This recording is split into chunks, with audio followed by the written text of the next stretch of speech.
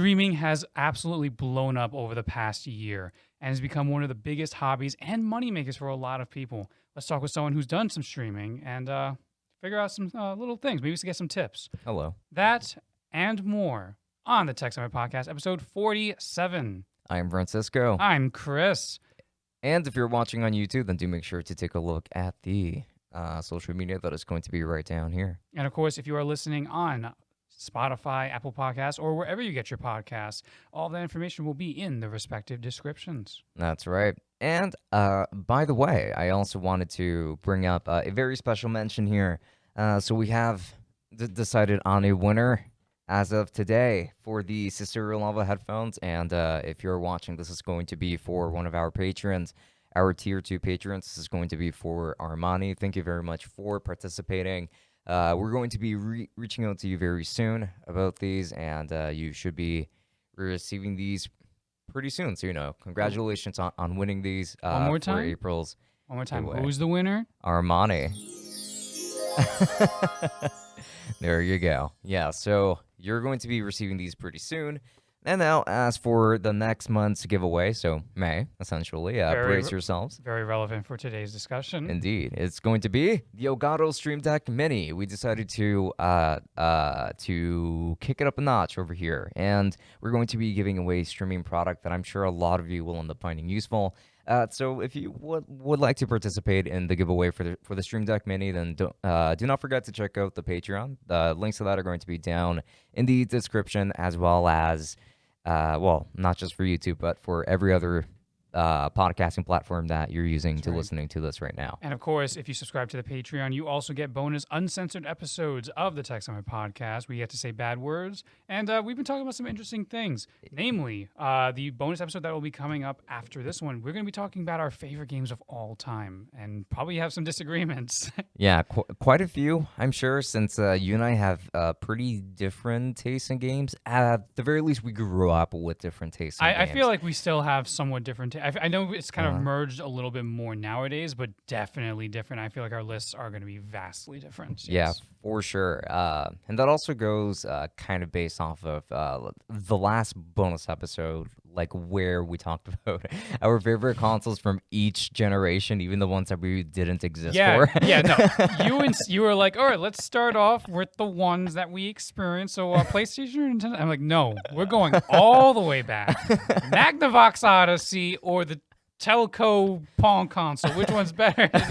So we went with each and every single generation. It was funny. All right? Yeah, I like with the ones that I didn't even know about. I had to pick the one I liked the most based off of the coolest looking ones at the time. How pretty it is. Yeah, how pretty it is.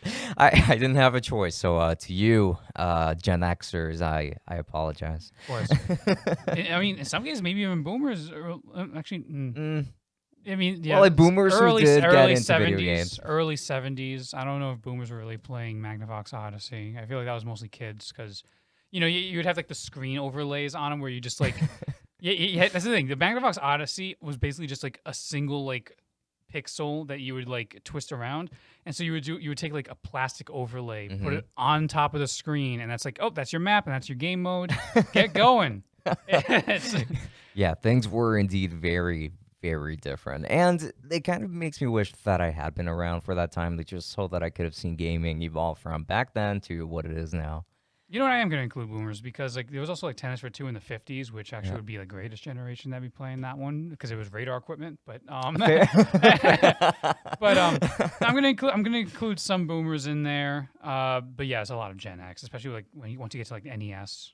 It's very Gen X. Yes, especially, and I mean, I'm pretty sure I fall under Gen Z. How old are you again? 97. Born in 97. Yeah. It's weird. There's this weird sort of like thing when it comes to generational gaps. I think you might be considered the earliest part of Gen Z, and I'm like on the very border because I'm 96. Mm-hmm. I'm on the very border between like late millennial, early Gen Z.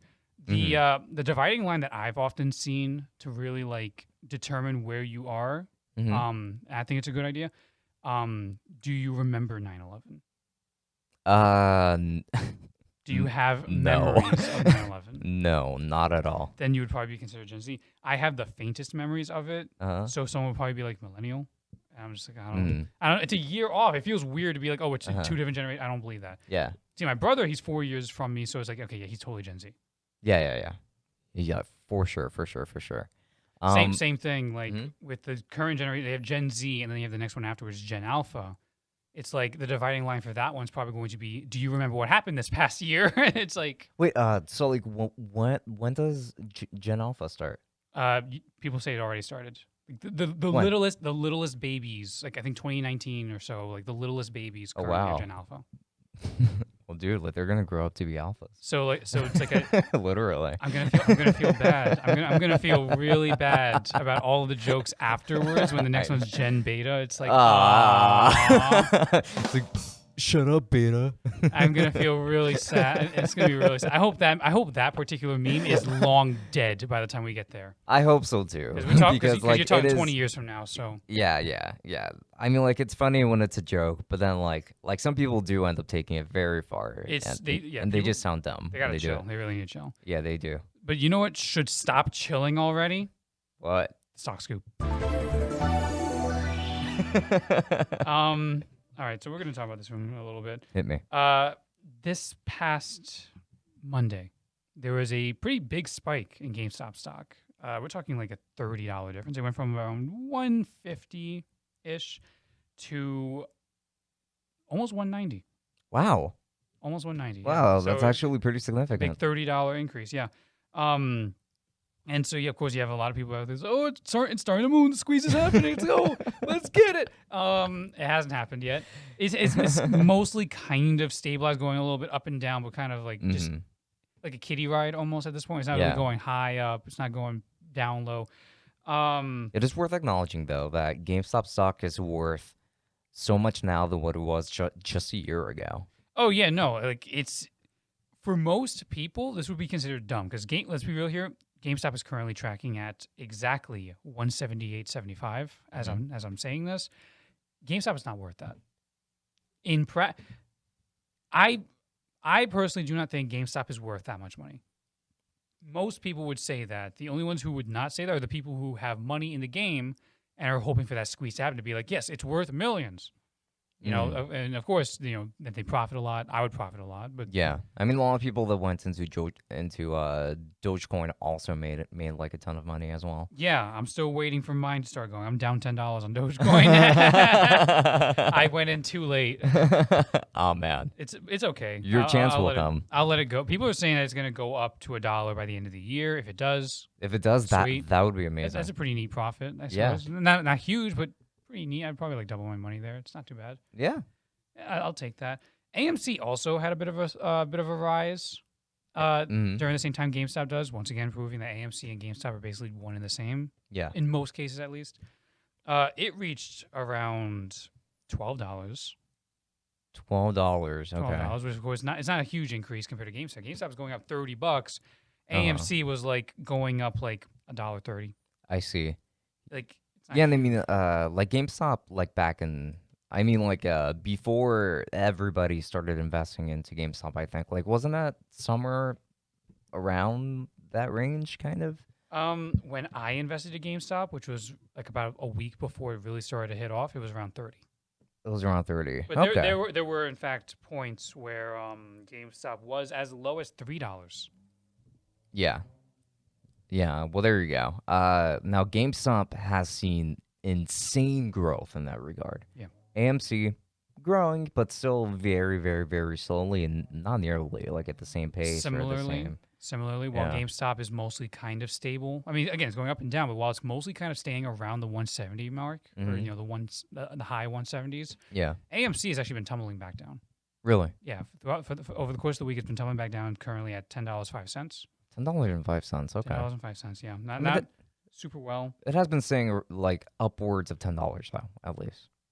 Currently, I mean, I feel like, honestly, the way it's going, I feel like by the end of the day, it's going to go back. It's going to go under. Got it. The reason why I bring this up, though, because while there's not a whole lot of movements, we had Superstar. That's where it's getting weird, because like Wall Street Bets doesn't really talk about GameStop that much anymore. Mm-hmm. They've decided, enough is enough. We have to focus on the other stuff Yeah. because it's not just GameStop. So you also have r/GME and then r/Superstunk. I forgot that you follow Reddit pretty religiously when it comes to I do certain not topics. follow it very religiously. I'm telling you right now, I don't. Stop. It's more. It's more that when the GameStop stuff was really going nuts, those subs already existed, and so it would like all three of them would hit the front page, and so it's like, okay, Wall Street Bets isn't really talking about it anymore. Are these guys still Death Cult? Yes, they are. Very much. I see. To the point where at Superstunk, they apparently had a AMA with this one lady, Dr. Suzanne Trimbath, who I believe is someone who's trying to fight corruption in Wall Street and is like very in the know with this stuff. And apparently she confirmed to them that, yes, all these conspiracies that you're talking about, they're still happening. Manipulation, all that stuff that the people are scared, and that you guys are doing things, and so naturally they got super hyped. I see. Got extremely excited about that. Mm-hmm. So once again, we're back into that whole, the squeeze is imminent. I'll believe it when I see it. Yeah. You're better off waiting and Personally. see if it happens or not. Personally, I'm at my wit's end. I'm tired of waiting. I have officially a deadline. End of May. End of May. At the end of May, whatever it's at, I sell. Okay, fair enough. Whatever, because right now I'm profiting. Okay. I am profiting on GameStop. Not What by a if whole you lot. could profit more? If the squeeze happens afterwards, darn, that really sucks. But oh well. I'm gonna be kicking. I will be kicking myself, but at the same time, I won't be. I will not. I cannot chide myself for saying I did not wait, because we are going on 4 months since the original event happened. Yeah. If anything, I should kick myself for not selling at those peaks. Yeah, fair. That's what I should be kicking myself for. I Because I remember. could have profited way more. Yeah, I remember selling at the time. It was pretty nice back then. Yeah, but I mean, I only made like a little bit of my money back. I made like 60 bucks, I think. So like, Right. it's not really a big deal. But if I had bought back around the time that you originally bought, then I would have made a lot more money as a result, and that would have been really nice. honestly, yeah. Yeah. That said, we're going to talk a little. Yeah, we're going to talk a little bit about another stock that is actually kind of evergreen and worth talking about. That is finally, darn it, not related to meme stocks. Goldman Sachs has finally admitted defeat about Apple stock, because apparently Goldman Sachs for the last year or so has been saying sell Apple, sell on Apple. Wow. If you have Apple stock, sell. Wow. And Apple has gone up 83% since. I'm honestly really surprised here, because like Goldman Sachs is the bank that Apple is partnered with for their own credit cards. Yep. So this is kind of hilarious that like their own partners are saying no, sell on Apple. It's kind of like turning their back on them. They boned up. Last year in March. Well, actually, that's kind of unfair because everything went down in March last year. Yeah. We'll use February. February, Apple was at $81.24. That's actually pretty cheap for what I was expecting. Currently, Apple is now at 133. 133. So again, at least going off of exactly a year ago, so we're talking early May when it was $72, we are talking an 83% increase. So people who invested in Apple or stuck by with Apple have profited rather nicely so far. Got it. Okay. That's Apple, one of those considered evergreen stock, or not evergreen, but you know what I mean. It's considered one of the safer ones to go with, because Apple, everyone's always going to be into tech. Yeah, right. Like Apple, Netflix, and places like Microsoft. these. Microsoft, Sony probably as well, I'm sure. Nintendo, like places like these, I'm sure would be worth investing into long term, because like you're not expecting to take too many gains or too many losses with it. Right. Yeah. The one that's always, what's a stock that I found out about recently that really confused me? What's up? Berkshire Hathaway. Berkshire. I believe that's Warren Buffett's company. Interesting. Yeah, it is Warren Buffett's company. That stock price is stupid. What is it? $414,000. $414,370. What? Just for one stock? For For one a single share? stock. Oh, my- Berkshire Hathaway. oh my And keep in mind, it's down It's down 0.85% today, which is a $3,500 loss. That's insane. It is beyond insane. Yeah. I guess I'm going to be showing my dumbness here. I don't even know exactly what Berkshire Hathaway is. Like, are they an investment company? What are they? I don't know either, but those numbers, I've never heard of those numbers, like per share. That's insane. People are saying GameStop's supposed to reach around that. It's not even higher. Nah, Sure. no. But yeah. I guess Now we're to move in- on from the stock I would scoop. say, I guess we're waiting to see. So that's going to conclude Yes. Stock Scoop. Indeed. Rather long Stock Scoop, I'm realizing now. Yeah. Yeah. I guess sort of catch up a little bit, and yeah, end of May. No, yeah, like a lot of stuff has just happened, and let's just see what happens by the end of May, since we are at the end of April. Yes. So now when it comes to streaming stuff, you have questions for me, don't you? So I suppose what it is so we've talked on the podcast before about like the best audio equipment for streaming or content creation, the best video cameras or like webcams and stuff. We've talked about a lot of that stuff, Right. and equipment, and so I suppose it's like it only makes sense that we not just talk about the equipment, we also talk about just the idea of streaming in general and like tips and things to do, things to avoid, things to watch out for, and your experience. I guess know a little bit about your experiences with streaming. It's especially relevant because this month's giveaway is going to be a Stream Deck Mini, and so it's like Elgato Stream Deck Mini, yeah, Yes. and doing sure to check out the text on my Patreon for that. Yeah, links and to that so in it the only makes description. sense that for possible prospective people who are watching and considering subscribing to the Patreon to enter this giveaway, or just want to get into streaming itself, like they bought the equipment, they got the stuff. Now what? Well, okay. So most people would, I do think that most people should just consider things such as a webcam. I do think that having a webcam of sorts is very important, but the audio is probably the most important thing. Like when it comes to just about anything related to content creation in general.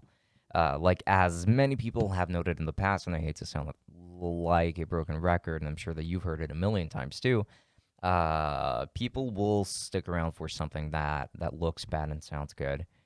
But people will leave if something looks good, even if, for something that sounds bad, even if it does look good. Speaking from experience, I know this. I worked at a film festival, or like I ran a film festival at my college, my first college at least. Yeah. And there are plenty of times where we saw films that it looks really nice. Cinematography is cool, color correction is great, but the audio is really bad. It's mostly because it's so obvious that they decided to go for like a shotgun microphone, and they were filming from a distance, like not knowing how proximity effect works. You'd be surprised how many filmmakers go in to film these things and they're just using the camera audio, not even a shotgun mic. That's even worse. They just use the built-in camera mic, and like they're filming in a bathroom, and so there's reverb up the butt. And it's just really bad. Yeah, Jesus Christ. Jesus Christ. I mean, like, you're still going to get a lot of reverb if you're doing the exact same thing with the shotgun mic, because, like, the thing about shotgun microphones is that just like a dynamic microphone, a condenser microphone that you're used to seeing, they're much better the closer they are to the subject. Right. And that's just how they work. So, like, for situations for film like that, like for student films like that, unless you're using like some kind of like boom microphone setup like this, you're just much better off going with a lavalier microphone. Of course, yeah. Yeah. So anyway, look, when it comes to streaming, I don't recommend the lavalier microphone. No. Everyone will pick up every single time you shift around. Yeah, you're sure. It's just every time you. That's not making noise now. Yeah, every time that you like spit or something, you little punk, and it's just not going to be a very good viewer experience.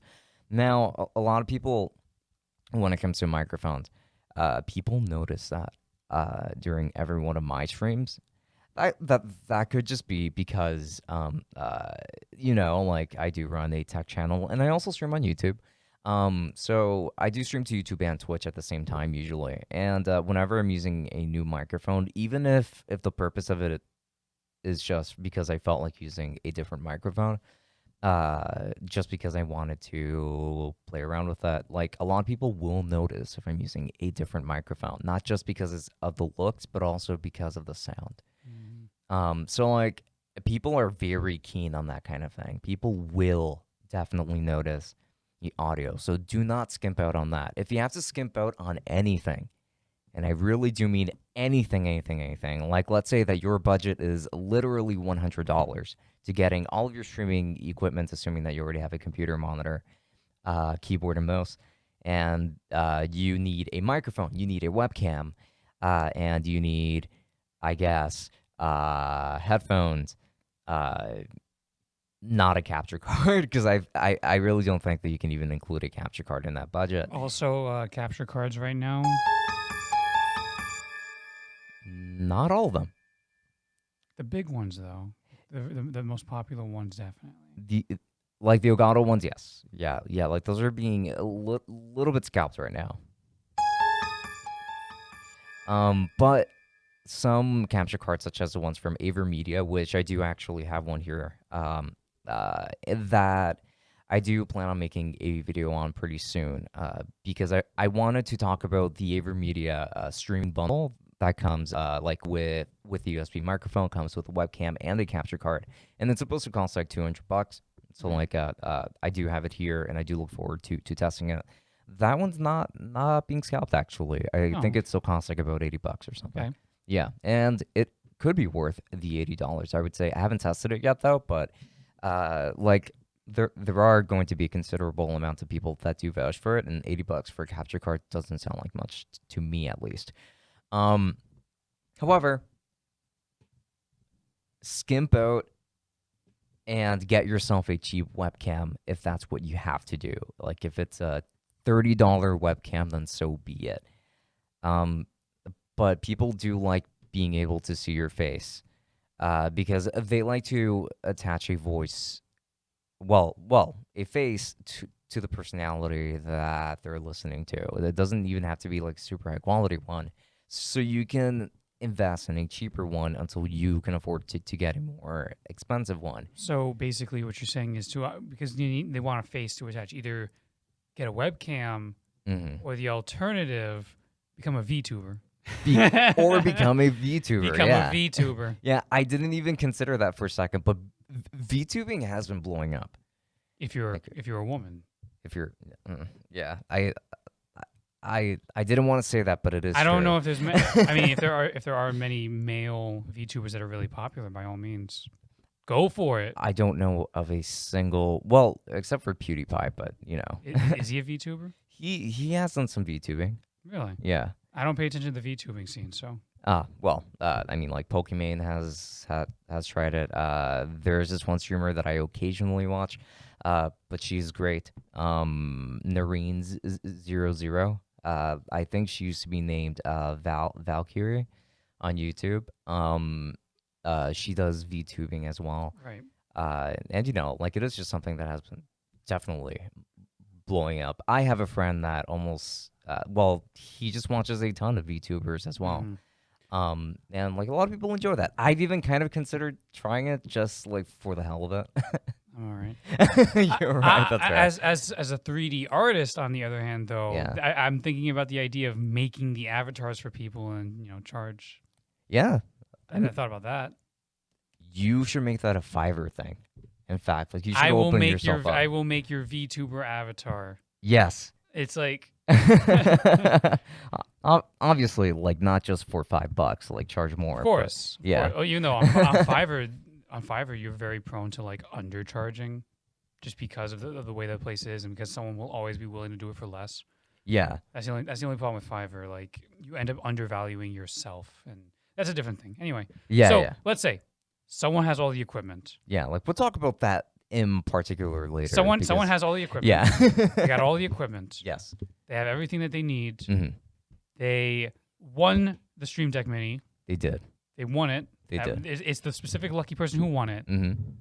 What are they to expect streaming on Twitch? As someone who has streamed on Twitch, who has a bit of a following, what are they to expect? Like, tell us about it. Expect 0 viewers oftentimes, especially if you're starting off, because Twitch is not a browsable platform. Well, it's not very much a discoverable one, I should say.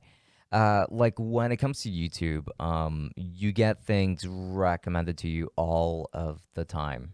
However, it's just when people are live, and usually people that are live constantly are people that are usually very famous or very popular already.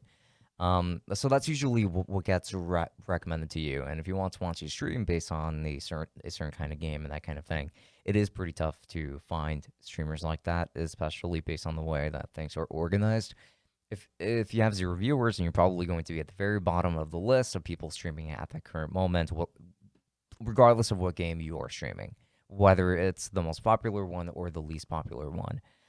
So in my opinion, stream what you want to stream, and expect 0 viewers. However, that doesn't mean be quiet during your live stream. Like, still talk about stuff, say things, because if you're just quiet throughout your entire stream, then people just might as well play the game themselves, you know?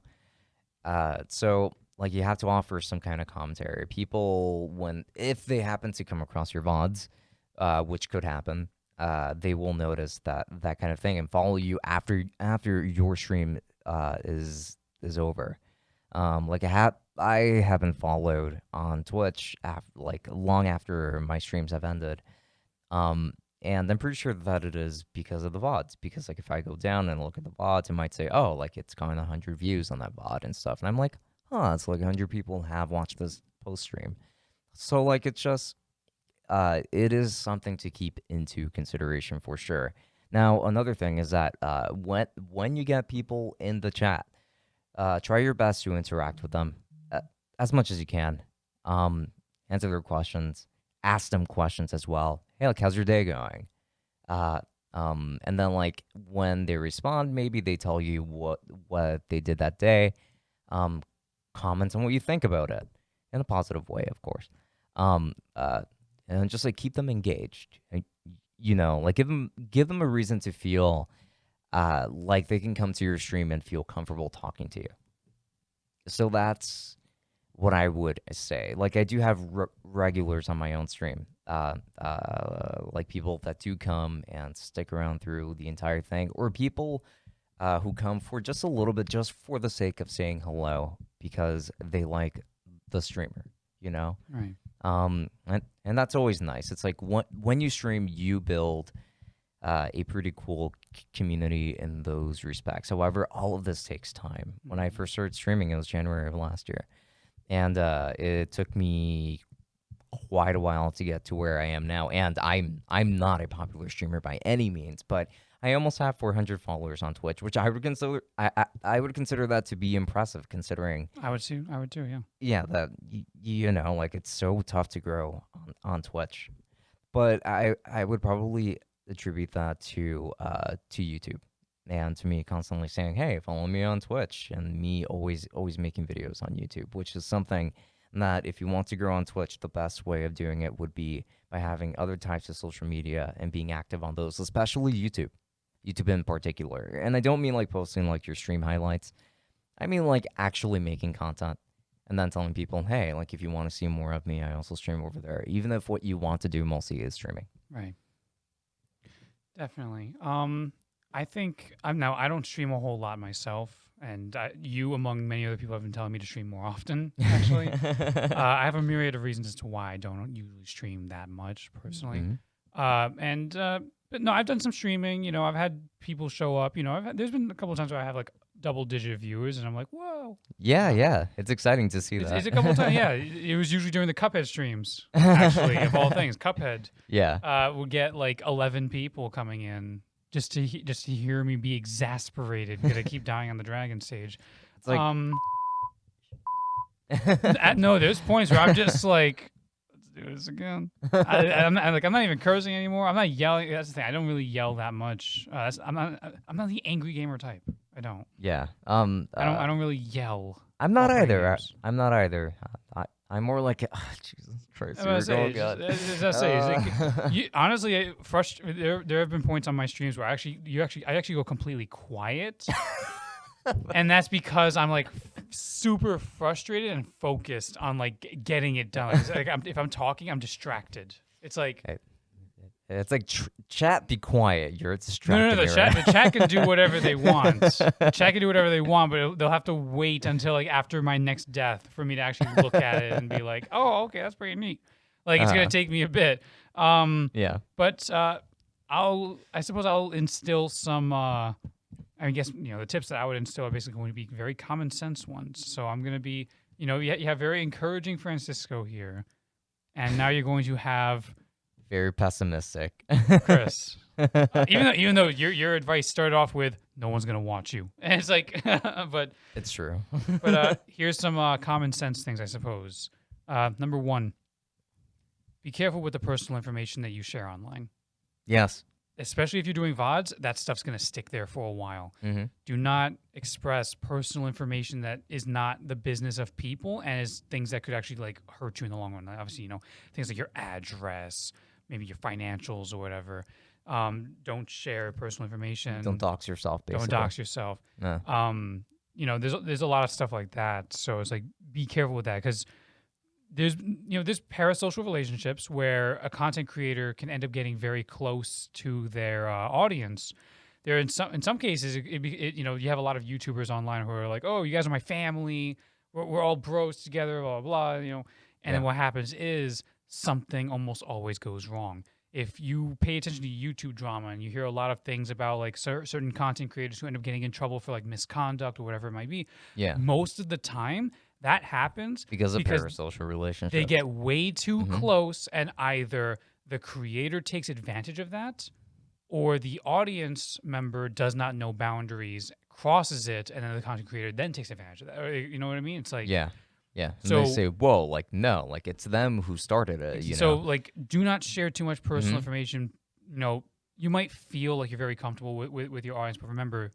Don't get too close. Do not get too close. In the end, these people are still these are your fans and your followers, but you do not know them in real life the same way you do your best friends and stuff like that. So be careful with that. Yeah. Number two, if you're doing things like you have a lot of people who are streaming who do like the just chatting streams outside where they're going outside and talking and stuff like that. Oh, it's more like a IRL stream. Yeah, IRL stream. There we go. Those. If you're doing that stuff, and especially if you are a minor, be careful. Be very careful. Because there has been way too many instances of like someone who's doing an IRL stream and someone butts in and starts harassing them. Yeah. Or trying to like do something really messed up. It's like, be careful. It does happen. We're not going to present any examples of what, because I'm sure that your imagination can very well fill that gap for you. But essentially, it is pretty dangerous to do IRL streaming. It's not even IRL streaming. Just in general, be careful. Putting yourself in the public eye and making yourself a public face, that comes with a lot of cool things, but it can also come with a lot of drawbacks. And you need to be careful. You need to be able to set yourself boundaries and stuff like that. Exactly. Be careful. If you are in fact a minor, make sure that you're getting parents' permission if you can, or whatever. I know it sounds very corny. Get your parents' permission before going online, but yeah. But honestly though, make sure that if you can, make sure your parents know what you're doing and stuff like that. Make sure that they're able to like have your back if something happens. It is always better. Extremely important. Yeah. Like your parents' support is incredibly important, almost regardless of what you're doing. While you are a minor, and in our case, even after that. Yeah. Like our parents would always be there for us. Now, that was the dangerous stuff. Yeah. Let's go into the slightly less dangerous stuff that you also should be careful about. And I hate that I have to talk about this. I hate that this is even a thing that we need to worry about.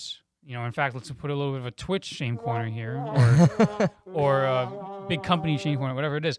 It feels misplaced. Whatever. I wonder why. I know. In any case, copyrighted music.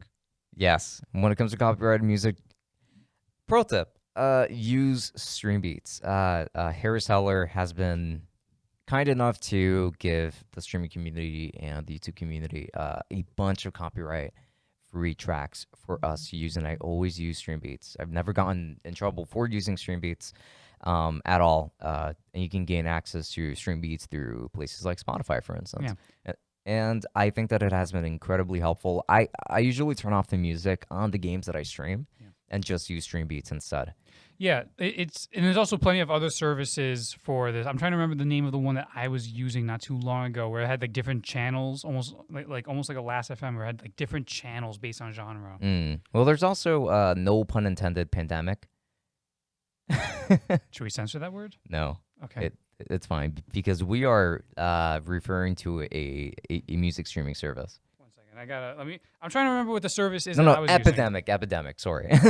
Okay, smaller tier. Yeah. Yeah, there you go. Epidemic also has a lot of great tracks that you can use, and again, like, it is worth paying for these services. At the end of the day, if it means gaining access to like so many different tracks, I would totally do it. It is worth like the monthly payments and things like that. I'm just trying to remember which one I was thinking, because there's one that I used that it's like there's a free version and there's a premium version, but the free version you could use just fine. It's in my bookmarks on my desktop. Mm-hmm. But like I used that one when I did a stream of an art stream where I was trying to like make Cuphead, like sculpt him out as in ZBrush. Yeah. And I went on there and also Spotify, and I had playlists for just 1920 swing music and big band. Nice. And it's like that's the thing too. I will admit on Spotify I was using swing and big band music that was technically copyrighted, but I was never caught. Okay, because well, that's there's good. no lyrics. But like, say for example, if you want to use Duran Duran, you're gonna get in trouble. If you want to use Justin Bieber, you're gonna be in trouble. Yes. Sad as it is, I hate that because Yeah. I used to love playing copyrighted. I used to love playing my favorite music on my streams, but it's not a thing that you can really do at the moment. Yeah. The big record companies, they're out there. Copyright law is really outdated, needs to be changed, but that's a battle for another day. Yeah. For now, there's plenty of services for royalty-free music that you can use specifically made for streamers, including what you just mentioned, Stream Beats and Epidemic. Yeah. So like, I do recommend that you use those, and also just be very, very careful. Like when you try to show other people's like videos as well, because they could very well. Some people are bad Claim faith. Yeah. Some people don't act in good faith. They're not like, oh yeah, whatever, let them use it. Some people will go after you, being like, no, you got to pay me royalties for that. Yeah. Definitely be careful there. I mean, like, somebody on stream once asked me if I had watched the Mortal Kombat movie trailer, and I said no, and I was like, oh, I mean, like, I can watch it here. I'll just mute the audio and constantly talk over it to make it transformative. And even then, Warner Bros. Still claimed me. Really? Yes. Like, you weren't even, were you showing like it on the screen, or Yeah. like the footage was on the screen? Yeah. Yeah. Oh, like, the footage was on the screen, but it was muted, and I kept talking over it. It was like commenting about the trailer while like reacting to it. I guess. My god! See, that's a huge problem. That's something that needs to be fixed. But until it is fixed, you have to be careful with it. I know we're running a little long, but one last tip from me, and you kind of expanded on it quite a bit in yours. Have fun with it. Like the primary. No. Again, sounds very corny. He is right. Have fun. Yeah. But what's it called? But genuinely speaking, it's like you said, for a lot of people starting out, they're going to have 0 viewers. There's been plenty of times where I was streaming where I had just one person, a single person who was watching my stream. And it's like, at times like that, you're probably going to sit there and you're going to be like, oh, I shouldn't be streaming anymore. There's no point. I suck, blah, blah. The thing that you need to remember is that you're streaming because you are having fun. Yeah. Yes, there are people out there who have been able to make streaming their full-time career, but that is extremely rare, and a lot of it is, in fact, based on luck, which is something that they don't usually want to admit. Like, a lot of them, they'll come out with like, oh, here's the thing that you need to do to become a top-tier streamer. A lot of it is luck-based. While I do agree with you, I agree with you to a certain extent, because unfortunately, there are still other steps that you have to take beyond Twitch to grow on Twitch. Like, you do have to go to other platforms as well and be even more active. There's that too. You have social media integration, and it's like all that stuff is like that's a lot of big stuff. And but again, luck does play a role sometimes too. It does, absolutely. But in the end, the biggest reason why you should be on there streaming is because you have fun doing it. If you're not having fun streaming, And there's no point. Yeah. yeah, but say if streaming video games makes video games a chore instead of the recreational activity that it's supposed to be, why are you doing it? Yeah. Have fun with it. Yeah, there's one streamer in particular that comes to mind who will remain unnamed, but I'm sure that some of you might know exactly who I'm referring to. But with that said, thank you very much for joining in on the Tech Zone I'll be honest with podcast. you, I actually have no idea. You're gonna have to tell me when we're done recording because I'm actually stumped a little bit as to who you're talking about. I will. No worries. No worries. I will say for me actually that one of the reasons why I don't stream that often is because sometimes it does kind of feel like trying to put a schedule on a stream does feel a bit like a chore, and then at that point it's like now I'm not really having fun with it. I'm not playing games to have fun. I'm playing games because I feel obligated to, and so that's why I'm not streaming that much yet. I guess that's one way to look at it. But if you do kind of start treating it as like, okay, like this is something that I do want to do, Right. having a schedule is still something important, at the very least, to keep you in check, even if it isn't like a very big schedule. Like even if you're going to stream twice a week. It's definitely about what exactly you're looking for. Like, if you're streaming to a regular audience, if you're trying to build yourself up a bit, that's the thing. Yeah. But of course, again, step one, have fun. Yes. But nevertheless, thank you guys for paying attention, listening to the It's- Tech Summit podcast. Remember, a lot of rambling. But as we mentioned multiple times, if you subscribe to the Patreon, you will get an Elgato Stream Deck Mini. You get to participate in the giveaway. Participate in the giveaway. Yeah, there's only one for us to give away right now. There's a chance. We're not wealthy. Yes, of course. Yes. So with that said, this has been Francisco from Tech Summit. And Chris. We'll be seeing you all next time. Enjoy. Good night. Travel well.